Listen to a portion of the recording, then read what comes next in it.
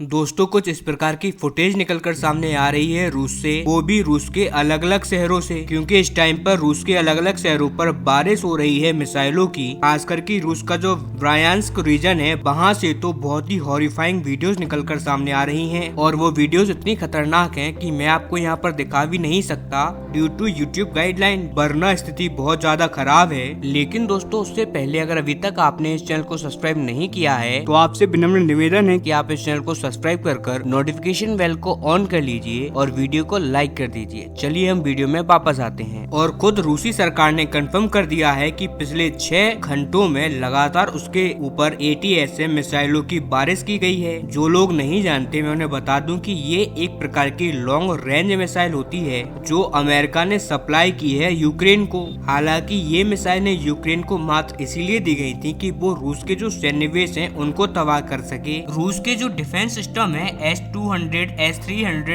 S-400 इनको तबाह कर सके, लेकिन इनको रूस के नागरिकों के अगेंस्ट इस्तेमाल करने की इजाजत नहीं दी गई थी। लेकिन कल देर रात आप जानते हैं कि रूस के राष्ट्रपति ने खुली छूट दे दी और ऐलान कर दिया कि जो हमने यूक्रेन को ATACMS मिसाइलें दी हैं उनका इस्तेमाल आप किसी भी तरीके से कर सकते हो। आपको खुली छूट है, आप चाहो तो राजधानी मॉस्को पे बरसा दो या फिर आर्थिक राजधानी सेंट पीटर्सबर्ग पर, कहीं पर भी आप इसका इस्तेमाल कर सकते हो। अब हम आपको फ्री हैंड देते हैं, हमें अब इससे कोई फर्क नहीं पड़ता। और फिर क्या होना था, इसी मंजूरी का तो यूक्रेन इंतजार कर रहा था। फिर यूक्रेन ने ना आओ देखा ना ताओ, लगातार मिसाइलें बरसानी स्टार्ट कर दी और पिछले 6 घंटों से लगातार ये हमले जारी हैं और अभी तक ये हमले नहीं रुक रहे। और बात केवल यहीं तक सीमित नहीं है, आप स्क्रीन पर देखिए। अब से कुछ ही टाइम पहले खबर आई है कि अमेरिका के बाद अब बाकी के यूरोपियन देशों ने मंजूरी दे दी है यूक्रेन को कि हमने जो तुम्हें लॉन्ग रेंज मिसाइलें दी हैं, जैसे कि यूक्रेन को यूके और फ्रांस ने सप्लाई करी है ATACMS जैसी ही मिसाइलें जिनकी रेंज 250 किलोमीटर तक है, आप अब इनको भी रूस के डीप इलाकों में इस्तेमाल कर सकते हैं। अब आपको खुली छूट दी जा रही है, यानी कुल मिलाकर अब यहाँ पर यूक्रेन को एकदम फ्री हैंड मिल चुका है पूरे यूरोप की तरफ से कि जैसा मन हो जैसी मर्जी हो उस तरीके से रूस से आप लड़ो। और अब रूस इस बात से परेशानी में आ गया है और इसी वजह से अब तंग आकर अब से कुछ ही टाइम पहले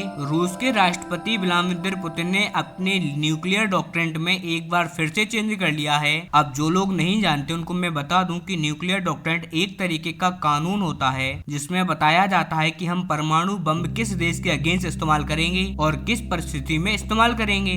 जैसे कि कई देशों का न्यूक्लियर डॉक्ट्रिन है कि हम परमाणु बम उसी देश के अगेंस्ट इस्तेमाल करेंगे जिसके पास परमाणु बम होगा। जिन देशों के पास परमाणु बम नहीं है हम उन देशों के अगेंस्ट न्यूक्लियर मिसाइल नहीं बरसाएंगे। कुछ इसी प्रकार का रूस का भी था और जो कि उसने अब एक बार फिर से चेंज कर लिया है। जी हाँ, इससे पहले भी इसी युद्ध के दौरान ये अपना डॉक्ट्रिन एक बार चेंज कर चुके हैं और अब एक बार फिर से इन्होंने चेंज कर लिया है। और इस बार रूस का कहना है कि जो देश हमारे ऊपर अटैक कर रहा है ना, अब हम उसके अगेंस्ट तो परमाणु बम का इस्तेमाल कर ही सकते हैं, लेकिन अब जो भी देश इसको हथियार सप्लाई कर रहा है, जैसे कि अमेरिका मिसाइल सप्लाई कर रही है या फिर कई अन्य यूरोपियन कंट्रीज, अब ऐसे में अमेरिका और यूरोपियन देशों के अगेंस्ट भी हम न्यूक्लियर अटैक कर सकते हैं। और ये न्यूक्लियर डॉक्ट्रिन में असवाई चेंज हो गया है। लेकिन क्या अब इससे कुछ बदलेगा? तो मुझे तो जरा भी नहीं लग रहा, क्योंकि ये मात्र एक तरीका है पश्चिमी देशों को डराने का ताकि वो मिसाइलें सप्लाई ना करें। लेकिन ऐसा लग नहीं रहा कि पश्चिमी देश इससे बाज आने वाले हैं। वो आने वाले 2 महीनों को बहुत अच्छी तरीके से यूटिलाइज करेंगे और रूस को ज्यादा से ज्यादा डैमेज पहुंचाने का ट्राई करेंगे। और अब इसी बात से दुनिया डरी हुई है, इंक्लूडिंग अमेरिका,